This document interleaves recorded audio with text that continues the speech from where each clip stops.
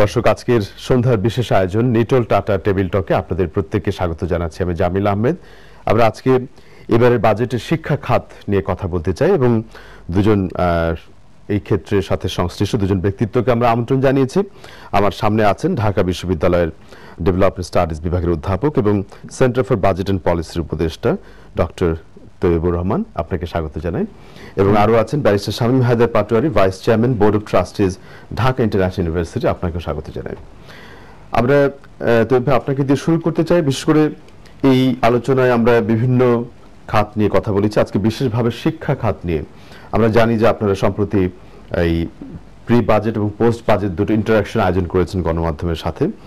শিক্ষা খাত নিয়ে যখন কথা বলা হয় প্রায়ই আমরা আলোচনায় আসে যে শিক্ষা খাতে সবচেয়ে বেশি বরাদ্দ এক সময় ছিল, তারপরে এটি কি কিছুটা কমে গেছে কিনা, এক ধরনের মিডিয়াতে ইন্টারাকশনগুলো আসছে।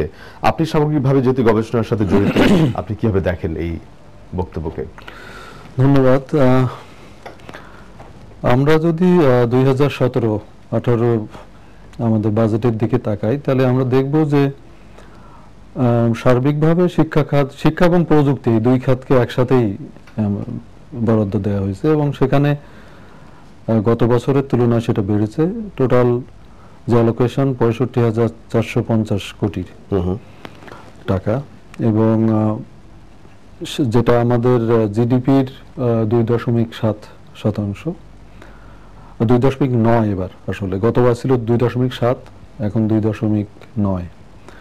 এবং আমরা যদি প্রযুক্তি খাতকে এখান থেকে সরিয়ে নেই, তাহলে শুধুমাত্র শিক্ষা খাত যেটা, সেখানে 50,432 কোটি টাকা ওখানে দেয়া হয়েছে এবং যেটা টোটাল বাজেট যেটা, সেটা 12.6% আর কি।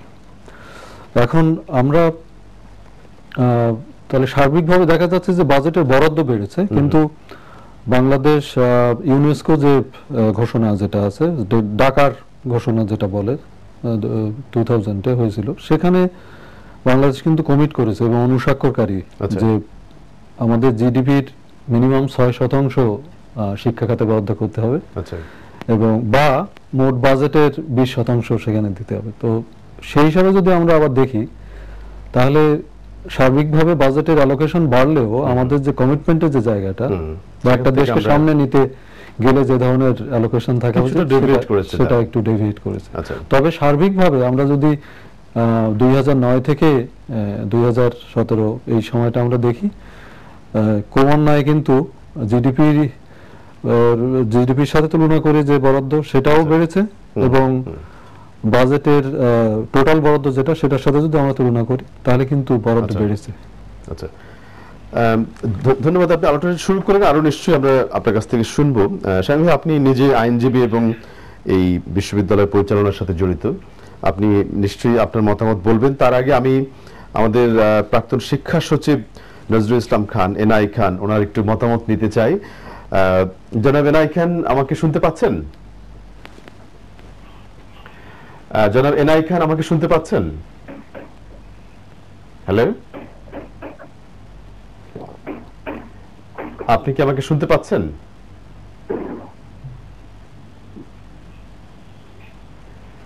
আমরা সম্ভবত সংযুক্ত আবারও চেষ্টা করবো। নিশ্চয়ই শামীম ভাই আলোচনার মাঝখানে যে কোনো সময় বলবেন। শামীম ভাই, এই যে কথাটি আমরা একটু আগে বলেছি যে শিক্ষা খাতে বাজেট কম বেশি, তার চাইতেও যে বাজেটটি অ্যালোকেট করা হচ্ছে সেটি গুণগতভাবে কোন কোন সেক্টরে ব্যবহার হচ্ছে সেটিকে নিয়ে আলোচনা কতটা হয়, আপনি কিভাবে দেখেন? না, কয়েকটা জিনিস আমার কাছে মনে হয়েছে। একটা তো হচ্ছে বাংলাদেশের একটা লার্জ ডেমোক্রেটিক ডিভিডেন্ড আছে, যে আমাদের ইউথের সংখ্যা অনেক বেশি কম্পারেটিভলি অন্যান্য অনেক দেশের তুলনায়, এবং 18-19 সাল পর্যন্ত আমাদের ইউথ সংখ্যা বাড়তে থাকবে, তারপরে স্যাচুরেটেড হয়ে যাবে। অর্থাৎ 18-19 সাল পর্যন্ত কিন্তু আমরা একটা স্পেশাল কর্মমুখী ব্যবস্থার একটা অ্যাডভান্টেজ পাবো, মানে কর্মক্ষম লোকের ব্যবস্থা পাবো। এখন এই কর্মক্ষম লোকের সাথে যদি আমরা এডুকেশনটা অ্যাড করতে পারি, youth plus education plus technology plus innovation, তাহলে কিন্তু দেশের ডেভেলপমেন্টটা হরিজন্টাল এবং মানে ভার্টিক্যাল একসাথে হতে পারে। সেজন্য এডুকেশনটা আমি মনে করি গুরুত্বটা অনেক বেশি। এডুকেশনের সাথে ইনভেনশন এবং ইনোভেশন, এগুলো সবকিছু মিক্সড করা দরকার ছিল। আমি যেহেতু একটা বেসরকারি ইউনিভার্সিটির সাথে আছি, তো এখানে আমি যেটা ফিল করি যে বেসরকারি ইউনিভার্সিটি উদ্যোক্তা হওয়ার ক্ষেত্রে কিন্তু বাজেটে খুব একটা ইনসেনটিভ কোনো প্রকার নাই। বেসরকারি বিশ্ববিদ্যালয়কে ট্যাক্স দিতে হচ্ছে, বেসরকারি বিশ্ববিদ্যালয়ে ক্যাম্পাস করতে হচ্ছে, নিজস্ব টাকায় জমি কিনতে হচ্ছে, বাড়ি করতে হচ্ছে, সবকিছু তাদের নিজস্ব অর্থায়ন। নিজস্ব অর্থায়ন বলতে অবশ্যই ছাত্রের টাকায়। তো সেখানে আপনি যদি দেখেন ভিজাভিজ সরকারি বিশ্ববিদ্যালয়গুলোতে সেখানে আমরা এখনো বেসরকারি বিশ্ববিদ্যালয়ের মূল স্ট্যান্ডার্ডের কোয়ালিফিকেশনটা কিন্তু সরকারি বিশ্ববিদ্যালয়ের উপরই নির্ভরশীল। তো সেখানেও কিন্তু গবেষণার জন্য আলাদা কোনো বাজেট আমি জানি না আছে কিনা, বাট পৃথিবীর অনেক দেশেই কিন্তু উচ্চশিক্ষায় গবেষণার জন্য সেপারেট বাজেট থাকে সম্পূর্ণভাবে। বিশ্ববিদ্যালয় লেভেলে শিক্ষকদের ট্রেনিং এর জন্য কতটা ব্যবস্থা আছে বাজেটে সেপারেটলি আই ডোন্ট নো। অথবা বিশ্ববিদ্যালয়ের শিক্ষকরা বিদেশে গিয়ে পড়ে আসবে, কারণ মালয়েশিয়ার আজকে ডেভেলপমেন্টটা কিভাবে হয়েছে, যিনি ছিলেন মাহাথির সাহেব উনি সমস্ত লোককে বিদেশে পাঠাতেন, ওখান থেকে ডিগ্রি নিয়ে তারা দেশে ব্যাক করতো, একটাই কন্ডিশন ছিল যে তোমাকে দেশে ব্যাক করতে হবে, এবং সম্পূর্ণ সরকারি ফাইন্যান্স এটা করা হতো। আমাদের এখানে কিন্তু এই ধরনের উদ্যোগগুলো খুব কম, ক্যাপাসিটি বিল্ড করে দেন দেশে আবার ব্যাক করিয়ে নিয়ে আসা। অ্যাজ এ হোল শিক্ষা উদ্যোক্তা এই জিনিসটা কিন্তু বাংলাদেশে খুব প্রয়োজন, কারণ আমরা 16 কোটি লোকের দেশ, এবং সরকারি কাঠামোতে আমরা কখনোই এই 16 কোটি লোকের জন্য এডুকেশন বা ইভেন ট্রিটমেন্ট এগুলো কিন্তু কখনোই আমরা এনশিওর করতে পারবো না। তো সেখানে শিক্ষা উদ্যোক্তার জন্য যে ইনসেনটিভ গুলো প্রয়োজন, ট্যাক্স ইনসেনটিভ অথবা ইন্টারেস্ট ফ্রি লোন ইনসেনটিভ, এই জিনিসগুলো কিন্তু বাজেটে সম্পূর্ণভাবে অ্যাবসলিউটলি নাই। আর এক্ষেত্রে রেগুলেশনের প্রবলেম আছে, যেমন স্কুল থেকে শুরু করে ইউনিভার্সিটি সব ক্ষেত্রে আপনি দেখবেন কোন কোন স্কুলের বেতন প্রতি মাসে 20,000 টাকা 30,000 টাকা, আবার কোন কোন স্কুলের বেতন অনেক কম, কোন কোন স্কুলে সরকারি সুযোগ সুবিধা আছে সেখানে ডোনেশন দিচ্ছে। বিশ্ববিদ্যালয়ের ক্ষেত্রে দেখা যাচ্ছে কোন কোন বিশ্ববিদ্যালয়ের ফি অনেক বেশি, আবার কোন কোন বিশ্ববিদ্যালয় স্ট্রাগল কমন কোন ক্রাইটেরিয়া কিন্তু সরকারের নাই। আমি সাহেব আবারও আলোচনায় ফিরতে চাই। আমি প্রাক্তন শিক্ষা সচিব জনাব এনআই খান আমাদের সাথে টেলিফোনে যোগ দিয়েছেন, তার একটু মতামত নিতে চাই। জনাব এনআই খান, আপনি আমাকে শুনতে পাচ্ছেন? খুব হালকা শুনতে পাই না কিন্তু। আচ্ছা স্যার, আমি যেটা জানতে চাইছি যে আপনি শিক্ষা মন্ত্রণালয়ের দায়িত্বে ছিলেন এক সময়, আমরা আজকে শিক্ষা খাতের বাজেট নিয়ে কথা বলছি। এবারের বাজেটে শিক্ষা খাত কতটুকু রিফ্লেক্টেড হয়েছে বা কতটুকু অ্যালোকেশন, সে বিষয়ে আপনার কোনো মন্তব্য আমাদের সাথে শেয়ার করার সুযোগ আছে স্যার? দেখুন, আমি ভিন্নভাবে একটু চিন্তা করি। আমি যে বছর মন্ত্রণালয়ের সচিবের দায়িত্বে ছিলাম সেই বছর যে বাজেট ছিল তার চেয়ে আরো 450 কোটি টাকা বেশি এনেছি রিভাইজ বাজেটের সময়। তার কারণ আমরা যে অভিজ্ঞতাটা পেয়েছি সেটা হচ্ছে আসলে টাকা ঠিক মতো খরচ করতে পারে না, প্রকল্পগুলো সুন্দর করে লেখে না, চিন্তা ভাবনা করে লেখা হয় না, বুঝে লেখা হয় না। এই শিক্ষা মন্ত্রণালয়ের যে বাজেট আছে এছাড়াও আরো বেশি টাকা আনা সম্ভব। কিভাবে? অনেক মন্ত্রণালয় টাকা খরচ করতে পারে না, তখন আমরা প্ল্যানিং কে বলি যে অমুকরা খরচ করতে পারেনি, আমাদেরকে এই টাকা দাও। ঠিক সেইভাবে আমি 450 কোটি টাকা এনেছিলাম, তারপরে আরো বলেছিলাম যে আরো টাকা আনবো, কিন্তু তখন মন্ত্রণালয় আমাদের দেশের বিভাগ তারা এবং মাউসি এবং ইন্দিরা বলছে যে না, আমরা আর খরচ করতে পারবো না। বিষয়টা হচ্ছে ক্যাপাসিটি বাড়ানো বড় কথা, টাকা আনা আমি মনে করি কোনো সমস্যা না। অনেকে কিন্তু খরচ করতে পারে না। তাহলে খেয়াল করতেন সবসময় বাজেটে যা থাকে তার চেয়ে রিভাইজ বাজেটে সবসময় কমে যায়, সেটা হচ্ছে বড় কথা। আমি সেখানে এমফেসিস দিতে চাই। জি স্যার, ধন্যবাদ আমাদের সাথে যোগ দেওয়ার জন্য। আমরা একটা গুরুত্বপূর্ণ তথ্য যে বাজেট, আমরা একটু আলোচনায় ফিরতে চাই। বাজেট অ্যালোকেশন সবচেয়ে বড় কথা না, বাস্তবায়নের একটা বড় চ্যালেঞ্জ, যেটা ডক্টর তৈয়ব আপনিও সম্প্রতিকালে এই আলোচনায় তুলে ধরেছিলেন। এটাকে একটু কি রেসপন্ড করতে পারবেন? জি ধন্যবাদ। তো এটা আমরা অনেকদিন ধরে আমরা খেয়াল করছি যে বাজেট বাস্তবায়ন একটা বড় প্রবলেম, এবং সেখানে আমাদের যারা দায়িত্বে আছে, মন্ত্রণালয়ে যারা দায়িত্বে আছে এটা বাস্তবায়ন করার জন্য, তাদের ক্যাপাসিটি নিয়েও প্রশ্ন আছে, যেটা প্রাক্তন শিক্ষা সচিব বলেছেন ক্যাপাসিটি নিয়ে। এবং আমরা এই শিক্ষা মন্ত্রণালয়ের আমি গত 7-8 বছরের বাজেট বাস্তবায়নের যে ডাটা, সেখানে দেখা যাচ্ছে যে জুন থেকে ফেব্রুয়ারি এই সময়ের মধ্যে 40-50% তারা বাস্তবায়ন করতে পারে। আচ্ছা, তারপরে মার্চ, এপ্রিল, মে, জুন এই 4 মাসের বাকি আমরা একটু বিরতি নিয়ে ফিরতে চাই, তখন অন্যরা বলবেন অন্য বিষয়ে আরো, এবং দর্শক আপনারা থাকবেন আমাদের সাথে আজকের এই নিটোল টাটা টেবিল টকে। আমরা আবার ফিরে এলাম আজকের নিটোল টাটা টেবিল টকে। আমি শামীম ভাই আপনার কাছে আসতে চাই মূলত বাস্তবায়নের যে চ্যালেঞ্জের প্রশ্নটি, যে বলা হচ্ছে যে শিক্ষা মন্ত্রণালয়ের বিভিন্ন বিভাগ বা ইনস্টিটিউট যেগুলো আছে, উনি মাউসির কথা বলেছেন, মাধ্যমিক উচ্চ মাধ্যমিক শিক্ষা অধিদপ্তর, তারা বলছেন যে এর চেয়ে বেশি বাজেট তারা বাস্তবায়ন করতে পারবেন না। তার মানে কি আপনি যেটা বলছেন ক্যাপাসিটি বিল্ডিং এর জায়গা, সেটি কি ঘুরে ফিরে আসছে? একটা জিনিস তো বুঝতে হবে যে গত 10-20 বছরে আমাদের বাজেটের আকার কত বড় হয়েছে, সব মন্ত্রণালয়, শিক্ষা মন্ত্রণালয় বা শিক্ষা খাতেও। তো তো সেই অনুযায়ী কি ক্যাপাসিটি আমরা তো বিল্ড আপ করতে পারিনি ন্যাচারালি, এবং জনশক্তিও তো বাড়াতে পারিনি। অর্গানোগ্রাম অনুযায়ী যে পদগুলো আছে সেখানে তো খুব বেশি পদ তো বাড়েনি। উপজেলা শিক্ষা অফিসার তো একজনই আছেন, এটা তো এমন না যে প্রতি প্রকল্পে একজন আছেন। এবং এই ক্ষেত্রে ফ্রিডমও কম। যারা সরকারি কর্মকর্তা তারা কিন্তু যে বাজেট এক্সারসাইজ বা এই প্রকল্পগুলো বাস্তবায়ন করতে গিয়ে তারা পিপিআর বা অন্যান্য যে সরকারি রেগুলেশন গুলো আছে এর বাইরে কিন্তু তারা খুব একটা কাজও করতে পারে না। প্রজেক্ট ম্যানেজমেন্টের স্কিল বা প্রজেক্ট প্রপোজালও ভালো তৈরি করতে পারেন না বলছেন, এখানে বললেন। হ্যাঁ, কিন্তু আমাদের দেশে একটা আইন আছে পাবলিক প্রকিউরমেন্ট, মানে এই প্রজেক্টগুলো যখন বাস্তবায়ন হয় তখন যে কোনো প্রকিউরমেন্ট করতে গেলে আপনাকে পিপিআর অনুযায়ী করতে হবে, এবং সেখানে আপনাকে টেন্ডার দিতে হবে, ফার্স্ট টেন্ডার, সেটা ফেয়ারনেসের জন্য, কিন্তু সেটা কিন্তু অনেক ক্ষেত্রে গতিটাকে কমিয়ে দেয়। এবং অনেক ক্ষেত্রে দেখা যায় যে প্রকিউরমেন্ট গুলোতে বা অন্যান্য যে ইনফ্রাস্ট্রাকচার গুলো করতে গিয়ে এই প্রকিউরমেন্ট সংক্রান্ত জটিলতার কারণেই অনেকগুলো বাস্তবায়ন তারা করতে পারে না। আমাদের এখন যেটা দরকার, যেটা আমি বলছিলাম, যে আমাদের ইমিডিয়েটলি এখন এক্সপার্টাইজ ইম্পোর্ট করা প্রয়োজন। যে পৃথিবীর বিভিন্ন দেশে যে মডেলগুলো আছে সেই মডেলগুলো ফলো করা এবং আমাদের লোককে পাঠিয়ে এগুলোতে ইকুইপড করে নিয়ে আসা। আমাদের আমি এনাকেন স্যারের সাথে অ্যাবসলিউটলি একমত যে ফাইন্যান্স আর প্রবলেম না, এটা বাংলাদেশ সরকার একটা পর্যায়ে নিয়ে আসছে যে এখন অর্থনৈতিক ব্যাপারটা খুব একটা সমস্যা না, বাস্তবায়নটা এখন সমস্যা। তো সেটার জন্য ডেফিনেটলি আমাদের স্কিলড ম্যান পাওয়ার দরকার। এই স্কিলড ম্যান পাওয়ার বা হাইলি স্কিলড এবং খুব হাইলি স্কিলড ম্যান পাওয়ার দরকার, এবং তাদেরকে ডেফিনেটলি আমাদের এই ক্যাপাসিটি বিল্ডিংটার দিকে জোর দেওয়া দরকার। অবশ্যই অবশ্যই।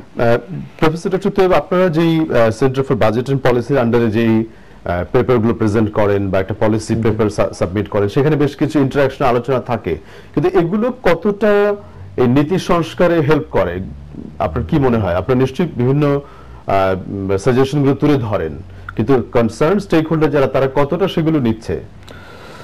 এটা আসলে আমরা তো আমাদের জায়গা থেকে গবেষণা করে সেমিনার সিম্পোজিয়ামের মাধ্যমে, আমরা মিডিয়ার মাধ্যমে চেষ্টা করি যে যারা এটার সাথে জড়িত, বিশেষ করে যারা মেম্বার অফ পার্লামেন্ট বা সরকারি বিভিন্ন মন্ত্রণালয় যারা পলিসি মেকার যারা, তাদেরকে আমরা দিতে চেষ্টা করি। আমরা মাঝে মাঝে তাদেরকে বিভিন্ন সময় দেখা যায় যে বাজেটারি ককাস যেটা আছে ওখানকার অনেক মেম্বার অফ পার্লামেন্টের সাথে আমাদের তো সেখানে আমরা এগুলোর মাধ্যমে আমরা চেষ্টা করি যে এই আইডিয়াগুলোকে তাদের মাঝে দিয়ে দেওয়ার জন্য। আর আরেকটা ব্যাপার হলো যে যেটা শামীম ভাই বলছিলেন যে আমরা যদি পুরো অ্যালোকেশনটা দেখি, সেখানে কিন্তু অ্যালোকেশনের ফোকাসটা হলো ইনফ্রাস্ট্রাকচারাল ডেভেলপমেন্ট, বেতন ভাতা, এবং শিক্ষকদের যে শিক্ষকরা ক্লাসে যাবে কিন্তু তার তো প্রশিক্ষণ লাগবে, সেই প্রশিক্ষণ কোনো লেভেলেই কিন্তু নেই। ইভেন ইউনিভার্সিটি পর্যায়েও কিন্তু প্রশিক্ষণ দরকার, তারা ক্লাসে যখন পড়াতে যাবে সেই প্রশিক্ষণের জন্য কোনো বাজেট নেই। পিএইচডির জন্য যে বাজেট নেই উনি যেটা বলেছেন। আর উচ্চতর শিক্ষার ক্ষেত্রে সবচেয়ে বড় প্রবলেম বিশ্ববিদ্যালয়ের ক্ষেত্রে। আমি শুধু ঢাকা বিশ্ববিদ্যালয়ে আপনার একটা উদাহরণ দেই যে গত ৮-৯ বছর ধরে আমরা 2009 দেখেছি যে 168 কোটি টাকা বরাদ্দ হয়েছে, যেটা আমরা 2016-তে এসে দেখছি 606 কোটি টাকা বরাদ্দ হয়েছে। এর মাত্র 2.25 ভাগ গবেষণায় ব্যয় করা হয়। আর ঢাকা বিশ্ববিদ্যালয়কে আপনার প্রাসের অক্সফোর্ড বলা হয়, অক্সফোর্ডের ডাটা আমি আপনাকে দেই, 1.2 বিলিয়ন আপনার ব্রিটিশ পাউন্ড, এটা হলো তাদের অ্যানুয়াল অ্যালোকেশন, যেটা বাংলাদেশে যদি আমরা কনভার্ট করি টাকায় 12,500 কোটি। খুব অপ্রতুল। এবং আমরা যদি হার্ভার্ডের দেখি সেখানে হলো 4.5 বিলিয়ন ইউএস ডলার, এবং শুধু গবেষণার জন্য 800 মিলিয়ন ইউএস ডলার সেখানে দেয়া হয়েছে। তো আমরা যখন ঢাকা বিশ্ববিদ্যালয়কে বাংলাদেশ সব থেকে মানে ভালো বিশ্ববিদ্যালয়, সেটা যখন বাইরের একটা ইউনিভার্সিটির সাথে তুলনা করি, তার সাথে যদি বাজেট আমরা তুলনা করি, তাহলে কিন্তু বাজেটই বলে দিচ্ছে যে আমার শিক্ষার মান কোথায় যাবে। এটা আমি শামীম ভাই, আপনি একটা পর্যায়ে বলেছেন যে আপনাদের বেসরকারি বিশ্ববিদ্যালয়গুলোর ম্যানেজমেন্টে যারা তাদেরকে যে ইনসেনটিভ দেওয়ার ব্যাপারটা, এখন এই বেসরকারি বিশ্ববিদ্যালয়গুলোর তো একটা অ্যাসোসিয়েশন আপনাদের আছে, আপনাদের কথাগুলো কতটা রিফ্লেক্টেড? না, আমরা হ্যাঁ অ্যাসোসিয়েশন থেকে অনেক কিছুই বলা হয়, সবকিছু যে রিফ্লেক্টেড হয় এমনটা না। যেমন ভ্যাট বিষয়ে অ্যাসোসিয়েশন থেকে বলা হয়েছিল, কিন্তু তারপর আরোপ হয়েছিল, পরে ছাত্ররা আন্দোলন করেছে, পরে ভ্যাট প্রত্যাহার হয়েছে। এখন যেমন ট্যাক্সের বিষয়, বেসরকারি বিশ্ববিদ্যালয়ে ট্যাক্স দিতে হচ্ছে, এটা একটা প্রবলেম। কারণ হচ্ছে আপনি যখন ট্যাক্স দিয়ে দিচ্ছেন তখন কিন্তু আপনি স্বীকার করে নিচ্ছেন it's a profit making institution. On the other hand আপনি যদি ট্রাস্ট বা চ্যারিটেবল ট্রাস্ট হিসেবে ধরে নেন, সেটাই। সেখানে ইনসাইড করাপশন হচ্ছে না হচ্ছে সেটা পরের বিষয়, জি। কিন্তু লেভেলটা থাকছে আপনার কিন্তু চ্যারিটেবল ট্রাস্ট সেটাই। বা ট্রাস্ট। তো যখন আপনি ট্যাক্স নিচ্ছেন তখন স্বাভাবিকভাবে এটা একটা পণ্য হয়ে যাচ্ছে, কিন্তু সেটাই। তো পণ্য হয়ে গেলে সেটা পণ্যের ইম্প্যাক্টটা ছাত্রের উপর, শিক্ষকের উপর, সবার উপর পড়ে যায়। আমরা একটা বিরতি নিয়ে আবার ফিরতে চাই, দুজনের কাছ থেকে কিছু আমরা আগামী দিনের চ্যালেঞ্জ বাস্তবতা শুনবো, এবং দর্শক আপনারা থাকবেন আমাদের সাথে আজকের এই নিটল টাটা টেবিল টকে। দর্শক, আজকের সন্ধ্যার বিশেষ আয়োজন নিটল টাটা টেবিল টকে আপনাদের প্রত্যেককে স্বাগত জানাচ্ছি। আমি জামিল আহমেদ। আমরা আজকে বাংলাদেশের শিক্ষা খাত এবং বাজেট নিয়ে কথা বলতে চাই, এবারের বাজেটের শিক্ষা খাত নিয়ে, এবং আমাদের সাথে আজকে দুজন শিক্ষা খাতের সাথে সংশ্লিষ্ট ব্যক্তিত্ব যোগ দিচ্ছেন। আমার সাথে আছেন barrister Shamim Haider Patwari, vice chairman board of trustees, Dhaka international university, এবং আরও আছেন professor doctor Taiyabur Rahman, professor development studies বিভাগ এবং centre for budget and policy উপদেষ্টা, ঢাকা বিশ্ববিদ্যালয়ের। প্রাইভেট ইংরেজি মাধ্যম যে স্কুলগুলো আছে সেখানে ভ্যাট কিন্তু আগে 7.5 ছিল, সেখান থেকে বাড়িয়ে এখন 15% করা হয়েছে। আচ্ছা। তো আমরা গত বছর দেখেছি প্রাইভেট বিশ্ববিদ্যালয়ের ছাত্রছাত্রীরা রাস্তায় গেছে তারা, এবং তারা কিন্তু আন্দোলনের মাধ্যমে তাদের দাবি আদায় করেছে। এই বাচ্চাদের গার্জিয়ানরা যেতে পারেনি রাস্তায়, তারা কিন্তু তাদের দাবি আদায় করতে পারেনি, সেটা আবার বেড়ে যাচ্ছে। এখন হয়তো অনেকে বলতে পারে যে এদের বাবা মারা হয়তো খুব ধনী, সুতরাং এগুলো নিয়ে চিন্তার কোনো অবকাশ নেই, কিন্তু তারা তো তাদের ইনকাম ট্যাক্স দিচ্ছে। সেটাই। তো এই বিষয়টা একটু দেখা। আর হলো যে ইন্টারনেটের ব্যবহার যেটা, সেটার উপরে 15% ভ্যাট প্লাস সম্পূরক শুল্ক আরোপ করা হয়েছে। এটি শিক্ষার উপর একটা প্রভাব, এটা একটা প্রভাব ফেলবে, তার কারণ বাংলাদেশে তো এখন ইয়াং যে প্রজন্ম, তারা কিন্তু বেশি ইয়াং জেনারেশন, এবং গ্রামগঞ্জে এই ইন্টারনেট ব্যবহারের ফলে অনেকে এই বেনিফিটটা পাচ্ছে। আগামী দিনের কিছু চ্যালেঞ্জ আপনি মনে করেন? চ্যালেঞ্জ থাকবে। আর হলো যে এত সবের পরেও আমরা যদি দেখি যে বাংলাদেশ 10 বছর আগে কোথায় ছিল, বা স্বাধীনতার পরে কোথায় ছিল, আর এখন কোথায় এসেছে। এখন সাক্ষরতার হার বেড়েছে, ইউনিভার্সিটির সংখ্যা বেড়েছে, ছাত্রছাত্রী বেশি ভর্তি হচ্ছে। সো পজিটিভ অনেক কিছু তো আছে। ইভেন সরকার, আমরা দেখলাম যে মাধ্যমিক, কারিগরি এবং উচ্চশিক্ষা প্রসারে 18.2 বিলিয়ন মার্কিন ডলার ব্যয়ের 5 বছর মেয়াদী প্রকল্প গ্রহণ করতে যাচ্ছে। All this are positive sign. এগুলোকে পজিটিভ আমাদের হয়তো সংখ্যা জায়গাটা শেষের দিকে, যেহেতু আমি ধন্যবাদ জানাবো ডক্টর তৈয়বুর রহমান, ব্যারিস্টার শামীম হায়দার পাটোয়ারি, কিছু আপনার আগামী দিনের না, একটা হচ্ছে যেটা ওনার সাথে আমি কিছুটা একমত, যে শিক্ষাতে ভ্যাট এবং কর আরোপ, কারণ শিক্ষা প্রাথমিকভাবে সংবিধান অনুযায়ী কিন্তু রাষ্ট্রের দায়িত্ব, রাষ্ট্র টোটাল কর আরোপ করছে, সেখান থেকে স্বাস্থ্য, শিক্ষা, এগুলো সেবা জনগণকে দিবে। সরকার দিতে পারছে না বলেই কিন্তু প্রাইভেট সেক্টর এই জিনিসগুলো রাইজ করছে, হুইচ ইজ গুড, এন্টারপ্রেনার তৈরি হচ্ছে।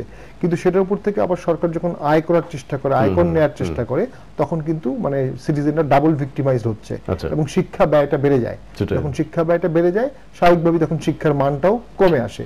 তো সেক্ষেত্রে আমার মনে হয় এগুলো ক্ষেত্রে সরকারের ইনসেনটিভ, যেটা ট্যাক্স ফ্রি ইনসেনটিভ শিক্ষা ক্ষেত্রে দেওয়া উচিত, ভর্তুকি দেওয়া অথবা ট্যাক্স ফ্রি ইনসেনটিভ দেওয়াটা খুব বেশি প্রয়োজন। আরেকটা হচ্ছে, আমরা অনেক উঠেছি, কিন্তু এখনো কিন্তু আমাদের এশিয়ার 1000টা ইউনিভার্সিটির মধ্যে আমাদের বাংলাদেশে কোনো ইউনিভার্সিটি নাই। আমি জাপানের একটা ইউনিভার্সিটি লিখেছিলাম যে তারা টার্গেট করেছিল সামনের 50 বছরের মধ্যে তারা একজন নোবেল লরিয়েট তৈরি করবে, এবং তারা সেই ট্র্যাকে আগাচ্ছে। আমাদের এখন এই ট্র্যাকে আগানো উচিত, যে আমরা এশিয়ার 50টা ইউনিভার্সিটির মধ্যে ঢাকা এই ধরনের একটা বেঞ্চমার্ক ধরে আগানো, এবং সেটার অর্থনৈতিক সক্ষমতা কিন্তু আমাদের আছে, শুধু পলিটিক্যাল উইলটা এখন আমাদের প্রয়োজন। অবশ্যই সেই রাজনৈতিক, আমরা চাই যে পলিটিক্যাল উইল থাকবে শিক্ষা ক্ষেত্রে, উন্নয়নের ক্ষেত্রে। Barrister Shamim Haider Patwari, professor doctor Taiyabur Rahman, দুজনকে ধন্যবাদ জানাবো আজকে আলোচনায় এসে যোগ দেওয়ার জন্য। এবং দর্শক, আপনাদেরকে ধন্যবাদ আজকের এই নিটল টাটা টেবিল টকে আমাদের সাথে থাকার জন্য। আমরা রাত 2টায় অনুষ্ঠানটি পুনঃপ্রচার করব, এবং আগামীকালকে আবারও দেখা হবে এই আশাবাদ জানিয়ে এখানে শেষ করছি।